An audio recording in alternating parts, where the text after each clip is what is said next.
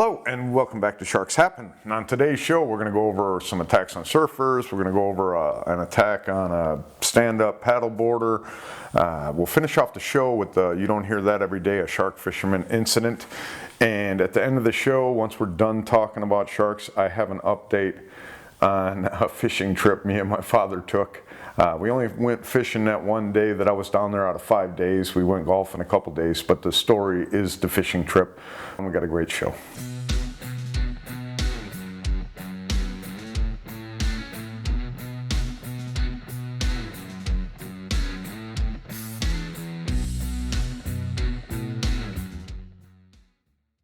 Okay, we're going to start out our show over between DY and Long Reef Beaches. That's over in New South Wales, Australia. The date is December 30th of 2012. Danny Sheather, he is 23 years old and he's out doing some surfing. It's about 12:45 in the afternoon. He has gotten onto a wave. He says that he had paddled in and then got up and he was riding along and he felt a major bump to the bottom of his board. This is while he's in the process of surfing. So when he gets in and gets off the board, he looks at the board and there's a 30-centimeter chunk missing in the shape of a shark jaw, of course. So a shark came along and bit his board as it was going through the water with him standing on top of it. Doesn't sound like it knocked him off the board. It sounds like he finished getting into the shallows and then saw what happened. And then there was a helicopter search and they spotted a 2.5 meter or an 8-foot great white shark in the area, and they shut down the beaches for the rest of the day. Luckily no injury to Danny. We don't know how far from shore he was, and he's in the process of moving. That's kind of a crazy thing to have it bite your board when you're moving, but they're awfully fast. I mean, they're faster than you can be on your board, and that doesn't surprise me about it. Just the fact that it doesn't wait until you're stopped. We've gone over a few of them. Probably the craziest one was a kite surfer, I think it was, or maybe a stand-up paddleboarder, but I thought it was a kite surfer. But he was doing an arc, and the tiger shark kind of cut him off and hit his board and grabbed him by the leg while he was moving too. So that's kind of what this one reminds me of. No injury to the surfer. Danny Sheather goes down as an attack, not an attempt to predate.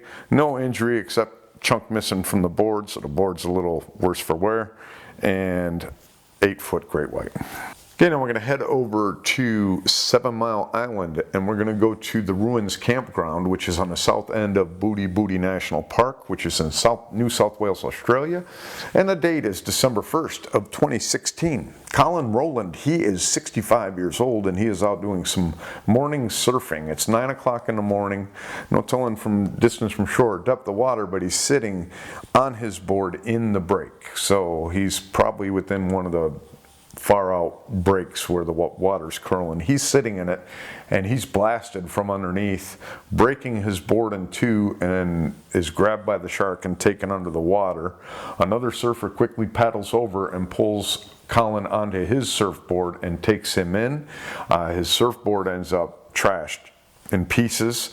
Colin ended up with a wound to his left hand, I believe it was, or his left arm, and he also had a wound to his foot, a deep cut to his foot, and then his arm was bitten. So the shark grabbed him by the arm probably when it pulled him down into the water. The foot could have been hit when the shark came up and broke his board, is probably what happened there. So he survives the attack. The board is trashed. It's an attack. They said this is a 2.5, at least a 2.5 meter great white shark, or an 8-footer. So 8 foot and above that hit this board, and they said, rightly so, that the damage to the board shows that that was what it was going after, not Colin, it's himself. And we've seen that many times, and I've said that. It doesn't matter in an attack on a surfboard most of the time, because we've had a few of these that we're going to go over one later on that are an exception to the rule. But with the surfboard and a surfer, it's most likely an attack like on a kayak and a kayaker, where it's not anything particularly personal against a person or the kayak. It's against whatever's in the water and wants it out. So they're saying that that's pretty much what the shark was doing. I say it, I agree. So that's the attack on Colin Rowland, 65. Attack, not an attempt to predate. 8-foot great white shark. We'll move on. Okay, now we're going to head over to St. Lou, and that is in Reunion Island, and the date is July 22nd of 2014. Vincent Rintz, he is 51 years old. He is out doing some surfing in the afternoon. It's about 3 o'clock in the afternoon. He is sitting on his board, and there's 5 or 6 other surfers, but none of them are close to Vincent. As he's sitting on his board, doesn't say distance or depth, he suddenly puts his hand down into the water. I believe it's his right arm, puts it down to the water, and a shark comes up biting him in the arm, and also got his calf on the way up. So he had some bite to his arm, to his forearm, his hand, and a wound to his calf, all on the right side as the shark came up and bit him. He had said that he was able to reach shore by his own insistence. He got the wound to his foot when he kicked at the shark and cut his foot on the shark's teeth. The shark left him alone after that and left. He estimated the shark was 5 to 7 feet long, 5 to 7, 7.5 feet long. The witnesses said that it was a 6-foot shark, a juvenile tiger shark, 6-footer. That's one of the smallest tiger sharks we have in a non-provoked attack like this on a person that I can remember us going over. And luckily he gets in, he gets sewed up, probably not too bad as far as going through your rehab, as it only got him in the arm and the leg, and the leg one was him kicking it, so it wasn't like a bite where you would have tearing and things that would happen that way. So Vincent gets out with an attack, not an attempt to predate, by a 6-foot tiger shark, a little juvenile tiger shark. Okay, now we're going to head quickly over to a spot off of Newville, which is North Peninsula, New Caledonia, and the date, April 24th of 2021. Jean-Christophe Vivier, he is 53 years old, and he was out doing some stand-up paddleboarding. This is a ISAF report, I guess it is, and there's very few details. This is probably the originating report. I didn't see much different in the news, but he was found spotted by a boater as he was laying on his paddleboard, and the boater notified authorities, and they went out and they got Jean-Christophe back in. He had severe damage to a thigh. It completely severed the femoral artery, so he definitely bled out pretty quickly out there, probably right after the attack. The researchers, the experts that looked into the bite, said it corresponded with probably a 14-foot tiger shark with a 35-centimeter radius of a bite. So they pretty much know what ended up grabbing a hold of him. And that's like the second tiger shark that I know of that kind of went after one of these stand-up paddleboarders. If I remember correctly, it was a paddleboarder or a kite surfer, but I'm pretty sure it was a paddleboarder type situation too. And that guy was in the middle of a big curve when the shark kind of cut him off and headed straight to him and bit him when he was on his paddleboard. So there's been a few of them we've covered so far. There's more. They're off these islands a lot. People go out and paddleboard or kite surf, and those attacks happen usually off those islands. I don't see a lot of them like where a lot of surfers are, a lot of swimmers are. It's usually out around these islands that I end up seeing these. So that's the attack on Jean-Christophe Vivier. An attack, not an attempt to predate, unfortunately a fatality due to the severed femoral artery and the damage to the thigh. It's by a 14-foot tiger shark, and we will move on. Okay, now we're going to head over to the Inyoni Rocks. That is in Amans and Todi, South Africa. The date is February 13th of 1974. Damon Kendrick, he is 14 years old. He is out doing some body surfing. He is one of the lifeguards that are in the area, and they're at the beach, and they are going into the water between 5 and 7 o'clock at night, doing some training for their lifeguard duties. And at about 5 minutes to 7, 3 people, Joe Cool, who we've covered in another attack on him on a surfboard, I believe it was, but I'll have to look into him again. But Joe Cool is one of the people that entered the water with Damon, along with Eric Verkerk. So Damon Kendrick, Joe Cool, and Eric Verkerk entered the water just before 7 o'clock. They swim out about 15 meters and then they body surf, and they're body surfing parallel to the water. So they have the distances they are from the water, and it's about 7 o'clock now. Damon is sitting They're all body surfing, but Damon is now about 10 meters from shore. So he's about 30 feet out. About another 5 meters out, or about 15 feet further out, is Joe Cool. So he's further out to sea than Damon. And then about 7 meters, or 25, 30 feet south of the two of them, and not as far out as Joe Cool, is Eric Verkerk. So that's where they all are at 7 o'clock. Now the first thing that happens is Joe Cool feels something brush along his leg. He's 5 meters further out to sea than Damon is. He feels it brush him, and then seconds later he feels a hard bump. And he shouts to his friends to get out of the water, and seconds later Damon is grabbed by the shark and pulled underwater. They both go to the beach and run over. Joe Cool runs into the water and gets Damon and pulls him to shore, while Eric runs to go get help. They get over to do the first aid to him. There are some firemen on the shore that they end up helping give him first aid. He gets in and he gets some help for his leg, but there's some major damage, and it sounds just like a bull shark. It ripped off most of his right calf. It was 2 quick bites, so the shark grabbed him and bit down twice. The first one bit through the fibula, I believe it is, and scratched the tibia. And then the second one probably removed all that flesh from his leg, removing the tendons and everything from the back of the calf. He gets in, he survives this attack, luckily. They don't identify the shark, but like I say, with the bump on Joe Cool and then going after and attacking Damon like it did, I would almost guarantee this is a bull shark that went ahead and did this attack.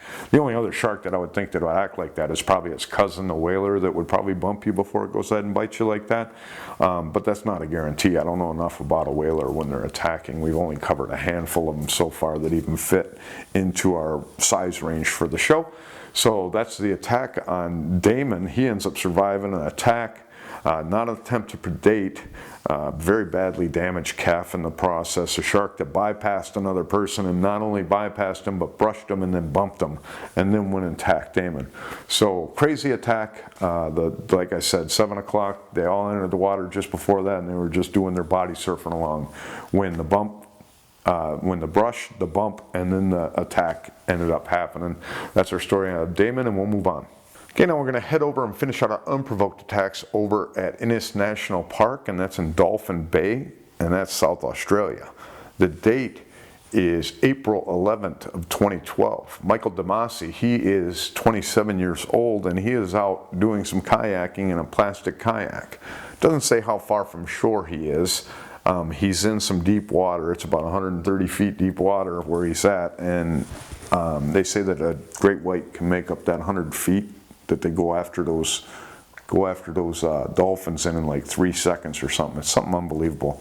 But it sounds like that's what happened to Damon, because he's sitting there, and another kayaker, a 19-year-old girl, watches the shark launch itself, she said, out of the water and latch onto his kayak. And he's knocked into the water as this happens. At first, he said he thought he ran into some rocks. He says then he surfaced and turned and looked and saw the shark just going to town on that kayak, shaking it around and everything. So the 19-year-old that saw him get attacked by the shark, she paddles over, he grabs onto the back of her kayak, and she takes that over the rocks, and then a boater comes by, picks them up, and later on they grab onto the damaged kayak and they take that in. Michael ends up with a wound to his, I believe, his thigh or his hip, that either happened by a shark tooth or by the plastic like bending in when it bit down. Either way, something cut his leg, and that's the only wound he ended up having to himself. Gets out of it, usually those kayaks, you get knocked out of the kayak, but you don't really get damaged. A couple of them have been cut by the inside of the kayak, same type of thing. When it crunches down on it, it could, break the fiberglass, but this was a plastic one. So I would think it's more likely a tooth that kind of got his hip as it bit into the side of the kayak. They said that the boater that came over and got them said this was at least a 20-footer because it was bigger than his boat. So 20-foot great white comes up and blasts his kayak, but launches itself out of the water to do so. So one of those side hits. And like I said, if these sharks were hitting kayaks on the side, you'd be having injuries just like this guy did. But they hit those kayaks from underneath. normally. This is an odd case where it launched itself from the side. We've gone over tiger sharks where they're at the surface and, you know, they pick out a kayak to go to. But these great whites usually blast you right from underneath, and a lot of times it bends the kayak and puts two little bend marks on the outside. That's how hard they hit. And with as much speed and weight they have behind it, that can do that to even the hardest plastic. So that's our attack on Michael Demasi. An attack, not an attempt to predate, fatality to the kayak, and we'll get to the end of the show. Okay, before we get into the end of the show, we just have one thing to remark about these sharks. First, we're going to talk about the attack that happened on that surfer and how rare that is, especially off of the U.S. coast. I don't know that a surfer has been eaten by a shark, a great white, off of any of the U.S. coasts. I do know that between California and Florida, you have, I think, 12 fatalities. Fatalities, not people eaten, just people that were killed by a shark. 12 of them between Florida and California in the last 20, 25 years. Not a lot when you're looking at people like over in Australia. That's a, you know, a 2-3 year thing over there, and you know, it takes 20 years to get there for here in the U.S. So that's another thing that backs me saying that these are, for some reason, the sharks off of our shores are kittens compared to off of South Africa's, Australia's. They're a lot more dangerous over there for some reason, and I know Shark Week tried to look into that when they looked into the breaching situation of the sharks, that they breach a lot more over there, I guess, than they do over in this area. But something's different over there to where they're doing a lot more violent attacking than they do over here. Over here, the great whites, it seems most of the time when they're attacking a surfer, it's just to get them out of the water. Whereas over there now, we've had Cameron Bays and Javon Wright, and now this new fatality that we just had the other day. Did a Lloyd Skinner on them, and I guess, you know, took them off the board, took them under the water, and then brought them up to the surface and swam around so that the people on the beach could go ahead and see them in their mouth. In its mouth. So that always reminds me of Lloyd Skinner. That'll never change. The only difference is this guy was on a board and he disappeared. He obviously consumed by a shark, and like I say, very rare here off of our shores. But over in Australia, I just named off 3 that I can remember right there and they were all violent. And, you know, Javon Wright was terrible. Cameron Bays was caught up in a whirlpool. This shark was going at him so violently it caused a whirlpool that kind of spun him around, dragged him off his board. And then you have this one that just happened. I don't know the details. We're going to cover this one later. I just wanted to go over that real quick to let you know, yes, I did see it. My wife even sent me the reports on that one.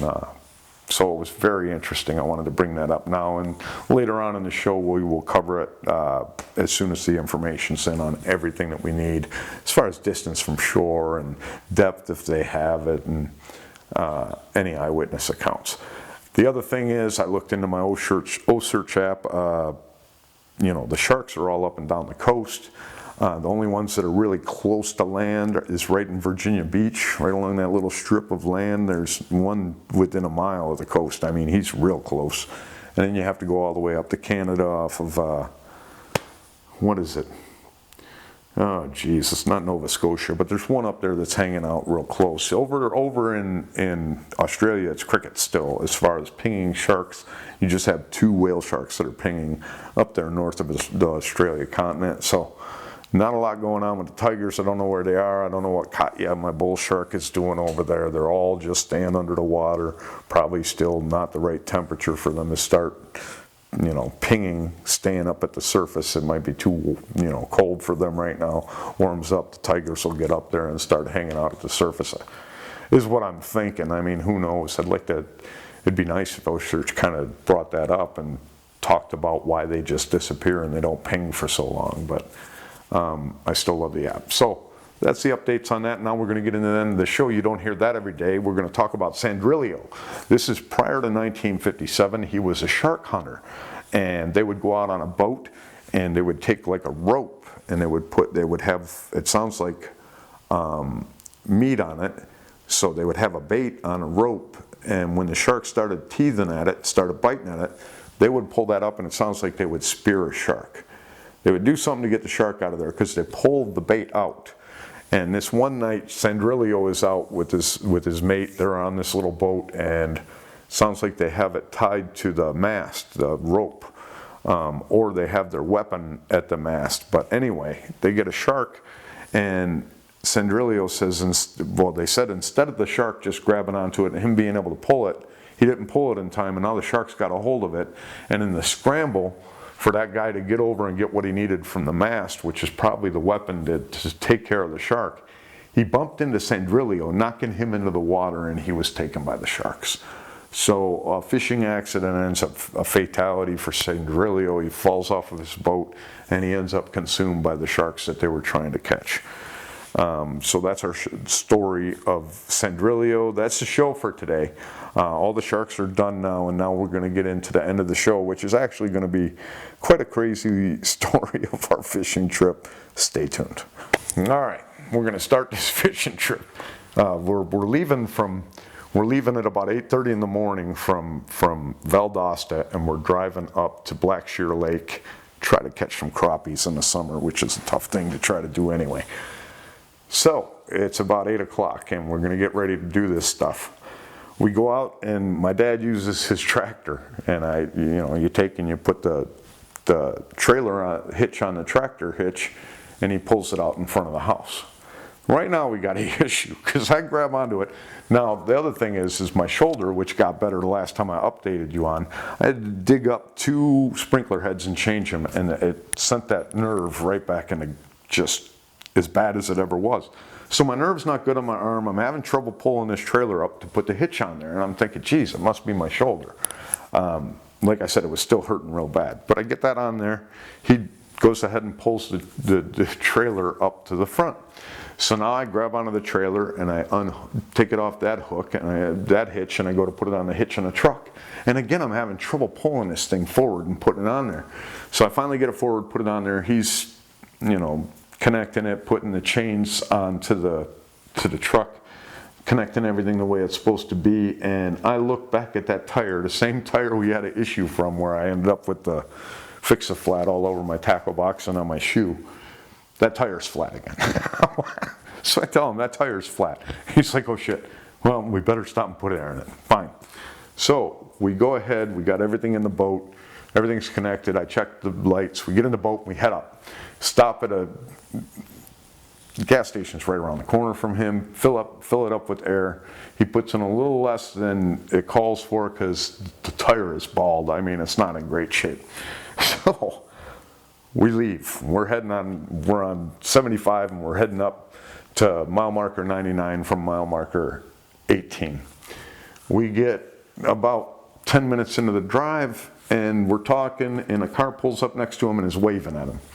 So he looks at the person, and the person points back. He looks in his side view mirror, and I look back, and he put on 2 white posts so that you can see with the truck, when the boat's not on there to back the trailer up, he put those 2 white PVC posts sticking up. It also helps guide the boat get on there. Well, on the left PVC post, right at the top, is the brand new life preserver. It flew out from underneath, and we stuffed it underneath the front of the boat. This is just a little like rowboat type situation. And we had it stuffed up underneath the front. When one of them broke loose, and that thing stopped it. So he's pulling over. As he slows down, that falls off, and I have to walk about 30 yards behind the truck, the trailer, to get that preserver. And I put that in the truck with us.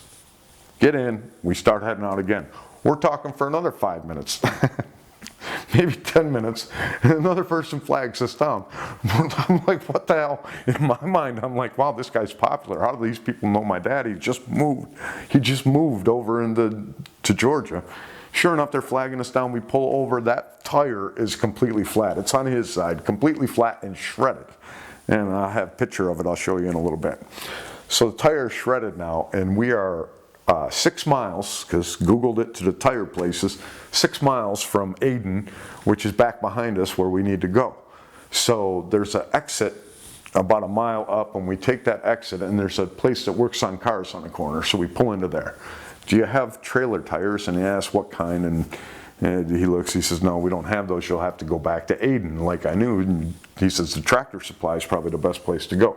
So we ask him, he says, yeah, you can leave the trailer here. So I go ahead and walk around to the good tire and take the photos of all the information on wheel, on the tire itself.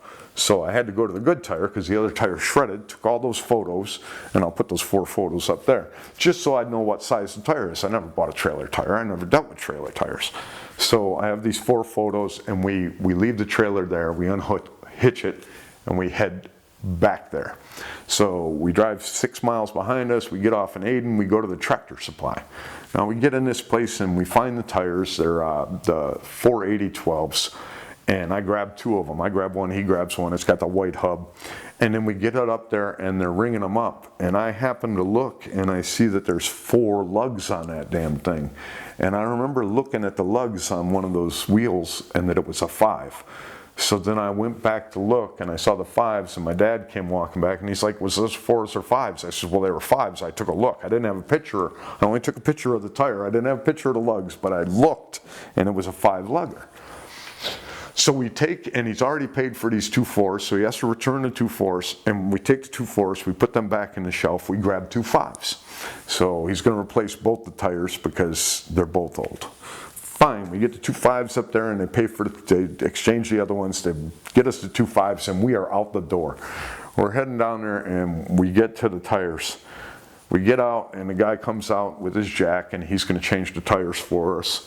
And he changes the first one, which is the shredded tire, and it's 5 lugger. He's going ahead and he's tightening that up, and I just happen to think to myself, well, go around and look at that other tire.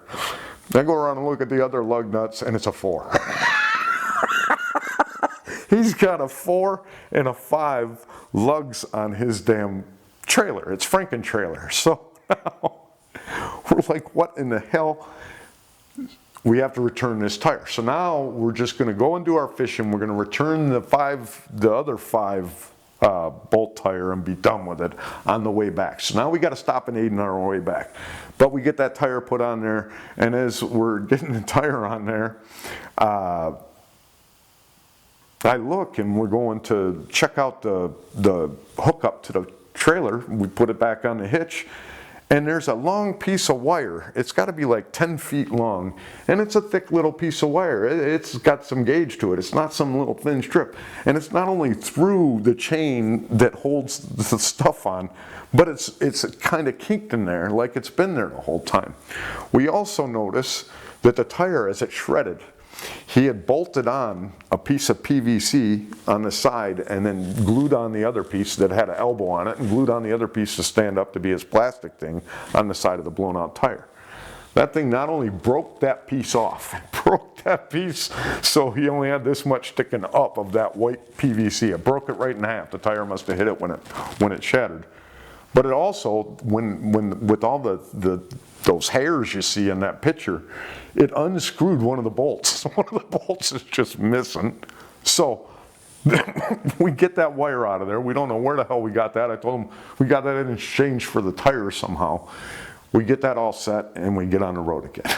Now we're driving there and no more issues with anything with the boat or anything. We get there and we get our minnows and we get out and we're going to put the boat in the water. So he backs up. Now he doesn't know this part. Back up, we get the boat in the water, got a little rope with a clip, put on the front of it, push the thing off, and I just pull the boat back into us. Well, he comes walking up to me with my Mountain Dew in one hand and the life preserver that we put in the truck in the other hand. I tell him I don't need that life preserver, and that pop, and I grab onto the life preserver. Now he turns around and he goes and he's going to put the truck away. I turn and I toss the life preserver to land in the boat. I miss. So now I always tell him how I hate wet feet. I ended up having to walk into the water because I had to grab onto one of my fishing poles, take a couple steps into the water to reach the thing to pull it back over. So I'm already wet-footed, and he doesn't even know about this until long after the whole day. So he gets back after putting the truck away. We get everything in the boat. We climb into the boat. He gets his Garmin little GPS hooked up, and we're on our way. We get out and we go to the first, there's a little, when you go into the ramp, there's a little dock. And we go to this dock and we fish under it a little bit. There's no bites, and we're like, well, screw it, let's go over to the long old train track. So it's a wooden bunch of pilings that hold up this old train track. So we make the ride over to this wooden train tracks, and it's about 20 feet up, these train tracks are, and you got the wood coming down, and some of it's on angles and stuff, and you're casting in between them because that's where these crappies are going to hang out and try to ambush prey. So you're trying to get them to ambush your stuff and bring them in. So I'm casting, I get a few casts out. I had to go ahead and rig my line anyway. I was a brand new, I kept buying these Cast King reels. I love them things, so I replaced them on all 4 of my rods, and I had to go ahead and rig that up. Get some casts off, and then we're sitting there for about 20 minutes, no bites. And I cast one, and I cast it up onto that 20-foot high. My shit's hanging there from 20 feet up. So I'm just sitting there like I had already done some recasts because I stuck in the wood a couple times. Now this one's stuck over there, so he's almost done on this side, and the wind is pushing the fishing gear at us, and we want it to push away from us. So we're going to relocate on the other side. We go over, I snip the line and get my gear off the railroad thing, and we go through the bridge, and now we're on the other side, and we anchor on the other side. So we both put our anchors out, and we're fishing the other side of this bridge. No sooner, I had to sit there and do my little improve clinch knot or cinch knot, whatever the hell it's called, and get my new gear in there. I do my first cast. It hits this wooden piling, wooden log sticking down, holding up the thing. It hits it and sticks. It hits it and sticks, not drag it into there. So the hook, somehow I threw it like a dart and it stuck. My first cast since I was stuck on the other side. So we're sitting there, he's laughing his ass off. I can't believe it. He gets stuck. Now we're going over getting our stuff out of the wood. We do this for a couple times, and then we're like, screw it. There's another, it's the regular road, and there's cement pilings coming down. We watch people fish these in the videos we watched of Lake Blackshear, so we're going to go fish those. But before we get there, we run across the channel, and the channel is the old ferry crossing channel, and we want to try to get the fish that are down in there. So we're going to throw our anchors overboard. Now, my anchor is, I throw it over and I run out of room. I had to pull it all the way back up. I only have 12 feet of anchor. We're in 30 feet of water. He's got the same thing back there. He's like, all right, I'll tie these anchors together. All right. So he takes my anchor rope and he ties it up, rigs it up, and tells me to toss it overboard. Toss it overboard. We throw our lines and we're fishing. And we're sitting there maybe 2 minutes, and he's like, my bobber's going the wrong way. And I'm like, what are you talking about? He says, that anchor's not holding. Check that anchor. So I grab the anchor line and I pull it up, and I have about this much rope out of my hand. In my head, it broke my brain immediately. I'm trying to do the math of how this anchor was there, and that's only the amount of rope. And I forgot he had tied the other rope to that. So he's back there laughing, saying, oh shit. So the brand new anchor and that rope is down at the bottom of 30 feet. Lost the anchor and the rope. We're like, screw it. We'll go fish that bridge. So now when we go over to the bridge, and we park under the bridge, and we're in between the pilings, and we're casting, and I've actually got a bite. I actually got a good bite. He got a little bluegill messing with his stuff. You can tell they're just going to bobber that thing. It's a little guy taking all your food, but they're not big enough to hit your line. And I have it's pulling my bobber under, but not a good hit. So it's obviously a damn black crappie, but he's not going for my thing. Well, we do this for a while, and then we're like, screw it, let's pull up and we'll go home. So I go to lift the anchor. And if you got into my other story of my own lake when I was lifting the anchor, this was much different. That anchor that I yanked myself and almost threw myself out of the boat, that thing had a little give to it. This thing I'd lift up and it's like I had a car on it. I knew it right the first pull. So I look at my old man and I said, I don't know. And I pull as hard as I can, and the side of the boat almost goes down to the water. So it's pulling the boat instead of pulling up whatever we got. He's like, I'll start the engine and I'll pull forward. So he does. He pulls forward and it unlodges from what it's in. So I pull the anchor up, and now I get the anchor up, and there's this thick line. It's about an 1/8-inch thick rope line. And I didn't even see all the huge hooks. I mean, hooks longer than my fingers and just huge hooks on the things. Obviously going after catfish or something like that on the bottom. But I got this whole rig tangled into my damn into my anchor line. And I'm like, what the hell? And he's telling me, watch out for that. And then there's this big goop of, looks like Vaseline jelly just all over the line. We don't know if that was something that was like alive at one point and just dissolved into nothing. I'm like, what the hell? So I had to cut this line out of the anchor that we had left, get that cut up, and we end up getting back there and get the boat out of the water, get it loaded up, head ourselves back, stopping to return that tire, which turned into an issue itself. He goes in there and the person's like, well, I can't give you cash for it and it won't take it to return on your card. He's like, well, you got to get a supervisor over here. So that took 15 minutes to return it. We finally get home from the most exhausting day of fishing ever with no fish. We had 2 bites, 1 each, and we had all those Murphy's Law issues on the way. I'm probably even missing some stuff. It's hard to keep track of all the stuff we were dealing with. Our heads were on a swivel trying to figure out what was going on. But anyway, that's the story of our last fishing trip.